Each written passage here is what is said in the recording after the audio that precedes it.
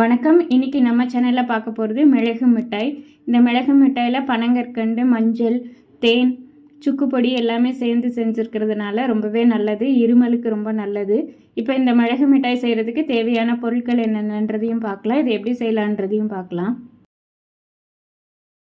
3/4 cup மிளகு எடுத்திருக்கேன். 3/4 cup மிளகை நம்ம பவுடர் பண்ணும்போது 1 கப் அளவுக்கு வந்துடும். 3/4 கப் மிளகுக்கு 2 பங்கு அளவுக்கு பனங்கற்கண்டு, 1/2 ஸ்பூன் சுக்குப்பொடி, 1/4 கப் அளவுக்கு தேன் எடுத்திருக்கேன், 1/4 ஸ்பூன் மஞ்சள் தூள். மிக்ஸி ஜாரில் 3/4 கப் மிளகையும் 2 கப் அளவுக்கு பனங்கற்கண்டையும் நல்லா பவுடர் பண்ணிக்கணும். இந்த அளவுக்கு நல்லா ஃபைனாக பவுடர் பண்ணிக்கணும். இந்த மிட்டாய் செய்கிறதுக்கு ஒரு நான்ஸ்டிக் பேன் எடுத்துக்கிட்டோன்னா நல்லாயிருக்கும். இப்போ நம்ம திரித்து வச்சுருக்கிற மிளகு பனங்கற்கண்டு பவுடர் இதில் சேர்த்துக்கலாம். இது கூடவே சுக்குப்பொடியும் சேர்த்துக்கிறேன். இப்போ ஸ்டவ் ஆன் பண்ணிக்கிறேன். ஆன் பண்ணிவிட்டு ஒரு 1லேருந்து 2 ஸ்பூன் அளவுக்கு கொஞ்சமாக தண்ணி சேர்த்துக்கலாம். நம்ம சேர்த்துருக்கிற பனங்கற்கண்டு இதில் நல்லா கரைஞ்சி பாகுப்பதம் வரணும். தண்ணி சேர்த்ததுக்கப்புறம் இந்த அளவுக்கு கொஞ்சம் கட்டியாக தான் இருக்கும். சூடு ஆக ஆக அது நல்லா உருகிடும். பனங்கற்கண்டுமே சளி இருமலுக்கெலாம் ரொம்ப நல்லது. அதனால் வெள்ளத்துக்கு பதிலாக பனங்கற்கண்டு சேர்த்துருக்கிறதுனால இந்த மிட்டாய் சாப்பிட்டா இருமல் எல்லாமே நல்லா குணமாகும். கொஞ்சம் மீடியம் ஃப்ளேமில் வச்சுட்டு நல்லா மெல்ட் ஆகிற வரைக்கும் கிளறி விட்டுக்கணும். பனங்கற்கண்டு நல்லா கரையணும். அதனால் தேவைப்படுற அளவுக்கு 2லேருந்து 3 ஸ்பூன் வரைக்கும் கூட நம்ம தண்ணி சேர்த்துக்கலாம். தண்ணி சேர்த்ததுக்கப்புறமா இதை நல்லா விடாமல் கிளறணும்.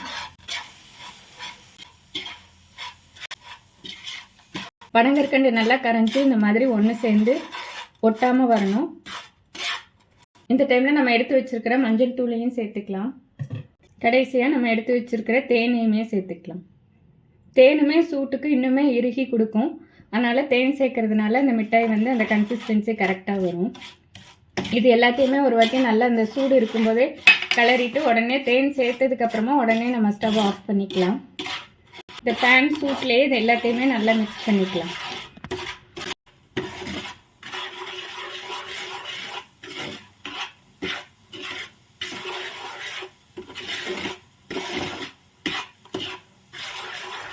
ஒரு தட்டில் தண்ணி எடுத்துகிட்டு நம்ம பண்ணி வச்சுருந்த மிளகு மிக்சர் இதில் ஊற்றிட்டு உருட்டி பார்க்கும்போது இந்த மாதிரி நல்லா உருண்டு இருக்கணும். கொஞ்சம் ஆறுனதுக்கப்புறம் இந்த மாதிரி போடும்போது இந்த மாதிரி டங்குன்னு சத்தம் வரணும். இதுதான் கரெக்டான பதம். நான் இந்த மாதிரி சிலிக்கான் மோல்டு எடுத்திருக்கேன்.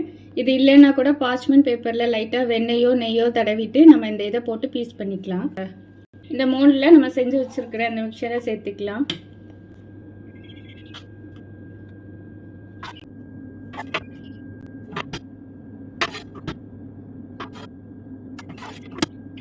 இது மாதிரி மோல்டில் எல்லாத்துலேயும் ஃபில் பண்ணியாச்சு. இது நல்லா ஆறுனதுக்கு அப்புறமா ஈஸியாக எடுக்க வரும். இது நல்லா ஆறட்டும். 1/2 அன் ஹவர் நல்லா ஆறிடுச்சு. இப்போ அன்மோல்ட் பண்ணி பார்த்துடலாம். இது மாதிரி சிலிக்கான் மோல்டு யூஸ் பண்ணதுனால ஈஸியாக அன்மோல்ட் பண்ண வருது. பட்டர் பேப்பர் யூஸ் பண்ணாலும் நம்ம இஷ்டத்துக்கு நம்ம கட் பண்ணிக்கலாம். மிளகு மிட்டாய் ரெடி ஆயிடுச்சு. இதை நீங்களும் ட்ரை பண்ணி பாருங்கள். இது செய்கிறதுக்கு ரொம்பவே ஈஸி, சீக்கிரமாகவும் செஞ்சிடலாம். கோல்டு காஃப் இருக்கிற நேரங்களில் இது ரொம்பவே உதவியாக இருக்கும். இந்த வீடியோ உங்களுக்கு யூஸ்ஃபுல்லாக இருக்கும்னு நினைக்கிறேன். இதே மாதிரியான இன்னொரு வீடியோவில் உங்களை சந்திக்கிறேன்.